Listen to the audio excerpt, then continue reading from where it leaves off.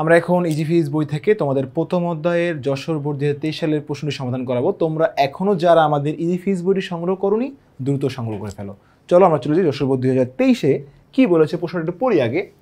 এখানে খুবই সুন্দর একটা প্রশ্ন দেখো, বলেছে হচ্ছে দেখো স্লাইড ক্যালিপাসের সাহায্যে একটি ঘনকের এক বাহুর দৈর্ঘ্য দেওয়া আছে। উদ্দীপকটা একটু পড়ে নিই আমরা। চলো, স্লাইড ক্যালিপাসের সাহায্যে এক বাহুর দৈর্ঘ্য দেওয়া আছে, দৈর্ঘ্য পরিমাপ করে মান পাওয়া গেলে প্রধান স্কেল পার্ট 2.5 সেন্টিমিটার এবং ভানিয়ার সমপতন পাওয়া গেছে 15। সেখানে ভানিয়ার ধ্রুবকের মান দেওয়া আছে 0.05 মিলিমিটার দেওয়া আছে। সো উদ্দীপক বলেছে পরিমাপ কাকে বলে। তো আমরা জানি কোনো কিছু পরিমাণ নির্ণয় করাকেই পরিমাপ বলা হয়। কোনো কিছুর দেখো আমাদের উত্তরে কোনো কিছুর পরিমাণ তুমি যে নির্ণয় করবা এটাই হচ্ছে কি বলতো পরিমাপ। কোনো কিছুর পরিমাণ নির্ণয় করা হচ্ছে পরিমাপ বলা হয়। ওকে, এরপর বলেছে দেখাও যে কাজ একটি লব্ধ রাশি। হ্যাঁ, আমাদের ঘ নম্বর প্রশ্নটা বলেছে দেখো দেখাও যে কাজ একটি লব্ধ রাশি দেখাতে হবে।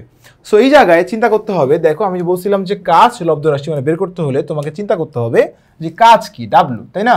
W equal to F S, Bangla লিখতে পারো ইংলিশে লিখতে পারো, সমস্যা নেই। এফ আবার কি বলতো এম এস, সবগুলো মৌলিক আনতে হবে। এম আবার কি ত্বরণ, কি বলতো ত্বরণ কি সময়ের সঙ্গে বেগের পরিবর্তনকে ত্বরণ বলে, ঠিক আছে?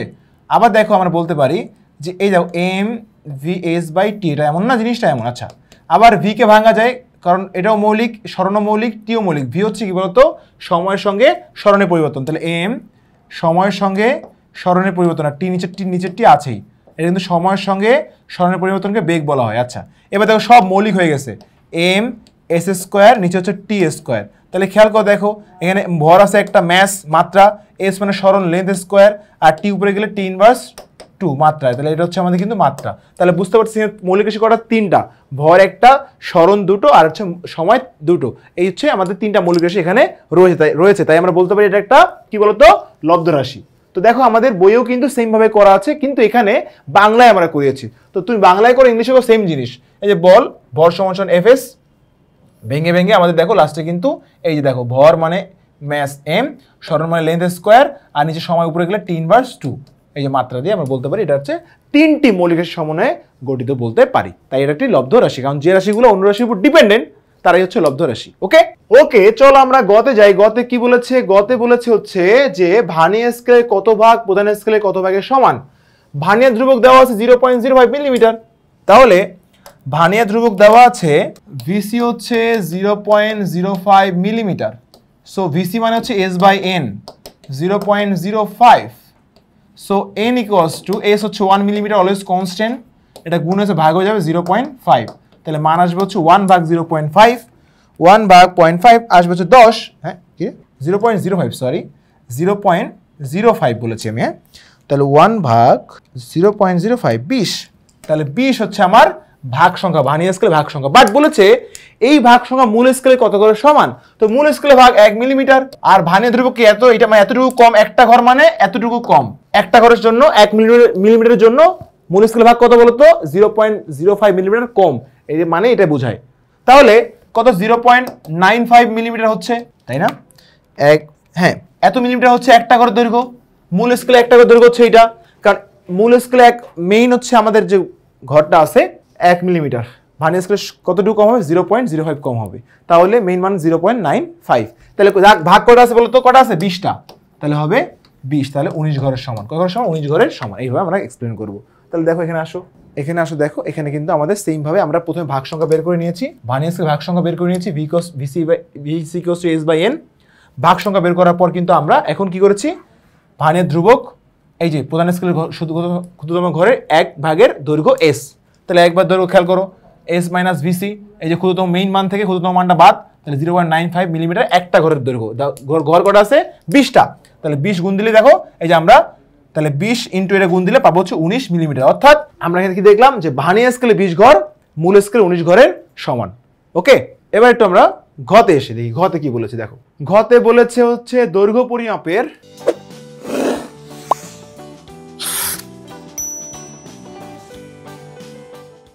আপেক্ষিক ত্রুটি 3% হলে সমগ্র পৃষ্ঠের ক্ষেত্রফলের আপেক্ষিক ত্রুটি নির্ণয় করে এর গ্রহণযোগ্যতা ব্যাখ্যা করতে হবে। এখানে বলেই দিয়েছে গ্রহণযোগ্যতা ব্যাখ্যা করতে হবে। তো গ্রহণযোগ্যতা বলেছে দেখো 7%, যেখানে ক্ষেত্রফলের গ্রহণযোগ্য আপেক্ষিক ত্রুটি হচ্ছে 7%। অর্থাৎ আমরা ক্ষেত্রফলের আপেক্ষিক ত্রুটিতে বের করব, যদি 7% কম হয় গ্রহণযোগ্য হবে, নাহলে হবে না। সিম্পল, কারণ আমাদের ডেটা দিয়ে দিছে এখানে। তাহলে দৈর্ঘ্য পরিমাপে ত্রুটি কত? 3%। দৈর্ঘ্যটাকে বের করে নেই, দৈর্ঘ্যটা বের করে নেই আমরা। ওকে, তো চলো দৈর্ঘ্যটাকে বের করে নিই আমরা। দৈর্ঘ্য ছিল, এই প্রধান স্কেল পার্ট দেওয়া ছিল 2.5 সেন্টিমিটার, ভার্নিয়ার সমতন 15, ভার্নিয়ার ধ্রুবক 0.05 মিলিমিটার। এখন যেহেতু এটা মিলিমিটারে আছে, তোমাকে এইটা সেন্টিমিটার থেকে মিলিমিটার আনতে হবে, হয়তো না হলে তুমি এইটা সেন্টিমিটার নিয়ে আসতে হবে, যে কোনো, কারণ একই মান নিয়ে আসতে হবে তোমাকে। সো চলো আমরা একটু আমাদের বইয়ে চলে যাই। দেখো বইয়ে কিন্তু আমাদের প্রথমে দৈর্ঘ্যটা বের করে নিয়েছি, যে মানগুলো দেওয়া ছিল। দৈর্ঘ্য ছিল হচ্ছে 2.5 সেন্টিমিটার, আর এটা মিলিমিটার ছিল, সেন্টিমিটার নিয়ে আসছে, যেটা বললাম তোমাকে 10 দিয়ে ভাগ। সো এম এর মান L = m + v × bc, সূত্র হচ্ছে L = m + v × bc। এখানে আমরা m এর মানটা কি 2.5 দেওয়া ছিল, ভার্নিয়ার সমতন 15 আর ভার্নিয়ার কনস্ট্যান্ট হচ্ছে 0.05, তাহলে মান চলে আসলো 0.005 আর কি। তো এখন মান চলে আসলো 2.575 সেন্টিমিটার হচ্ছে আমাদের দৈর্ঘ্য, এক বাহুর দৈর্ঘ্য।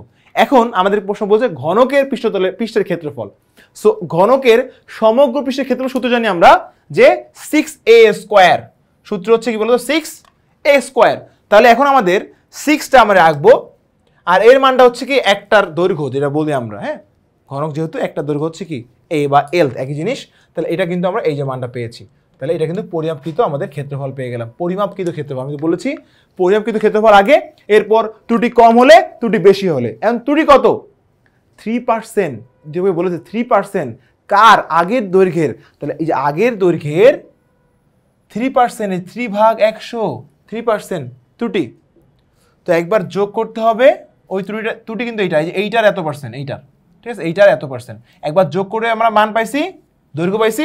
একবার বিয়োগ করবো আমরা, দেখো বিয়োগ করে মান পাইছি কই, এই যে একবার দেখো বিয়োগ করে মান পেয়েছি, এই একবার বিয়োগ করে মান পেয়েছি কার? এই ত্রুটিটার, এইটার কিন্তু 3%, এই যে 2.575 এর 3%, যে মানটা আসছে, মানটা আসবে হয়তোবা, আমি যদি করি 2.575 × 3 ভাগ হচ্ছে 100, 2.575 × 3 ভাগ হচ্ছে 100 দিলে 0.07725।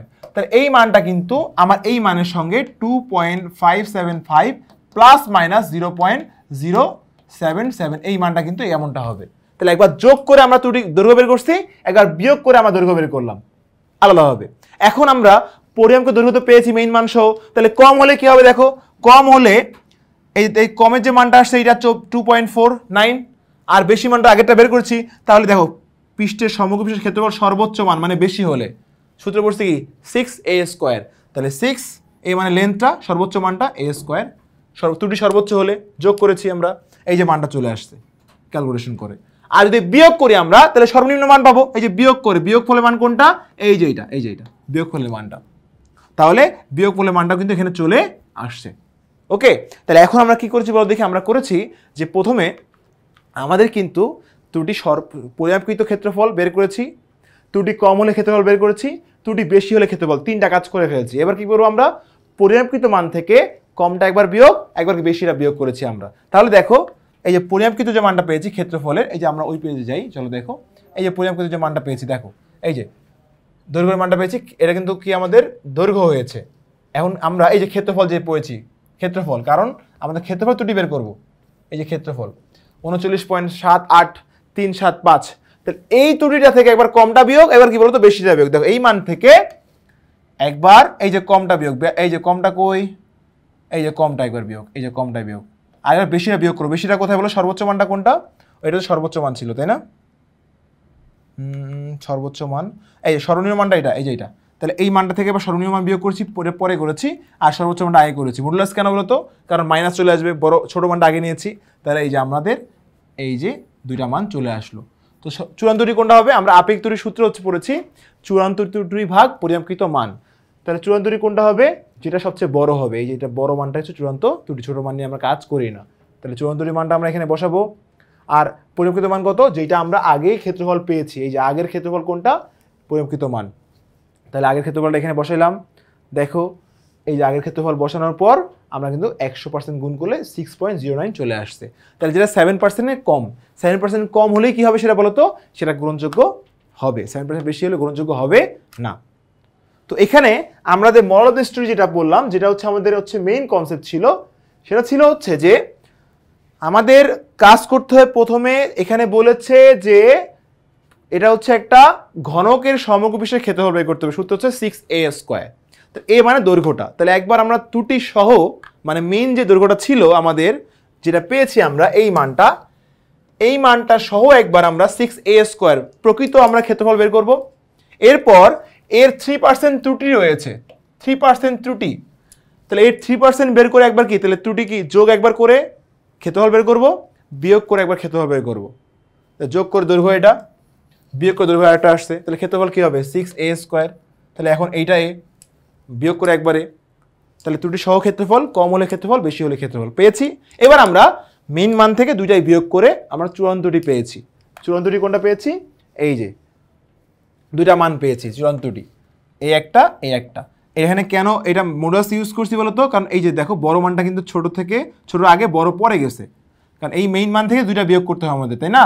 তো এখানে যেহেতু বড় মানটা পরে গেছে মাইনাস চলে আসবে, তাই এটাকে মডুলাস ইউজ করে প্লাস করে দিয়েছি আমরা। ত্রুটি কখনো মাইনাস হতে পারে না। তাহলে এখন আসো, মাইনাস হতে পারে মানে এই ক্ষেত্রে আর কি, চূড়ান্ত ত্রুটি কখনো মাইনাস হয় না। এখানে খেয়াল করো, তাহলে আমাদের এই যে দুটার মধ্যে হচ্ছে যেটা সবচেয়ে বড় সেটা হচ্ছে চূড়ান্ত ত্রুটি হবে। তাহলে কোনটা বড়, এটা বড়, তাহলে সূত্র ইউজ করলাম আপেক্ষিক ত্রুটি ইকুয়ালস চূড়ান্ত ত্রুটি ভাগ পরিমাপকৃত মান। তাহলে চূড়ান্ত ত্রুটি বড়টা, পরিমাপকৃত মান কত, যেটা আমরা ক্ষেত্রফল পেয়েছি মেইন মানটা, ইন্টু 100%, তাহলে আসলো 6.09%, যেটা 7%-এর কম। কারণ প্রশ্নে বলেছে, খেয়াল করে দেখো, প্রশ্নে বলেছে যে 7% গ্রহণযোগ্য হবে, তাহলে 7-এর কম হলেই সেটা গ্রহণযোগ্য হবে, বেশি হলে গ্রহণযোগ্য হতো না। তো এই ছিল আমাদের এই বোর্ডের সমাধান। আশা করি তোমরা সবাই বুঝতে পারছো। তোমরা এখনো যারা আমাদের ইজি ফিজিক্স বইটি সংগ্রহ করোনি, দ্রুত সংগ্রহ করে ফেলো। নেক্সট পর্বে দেখা হবে। আল্লাহ হাফিজ।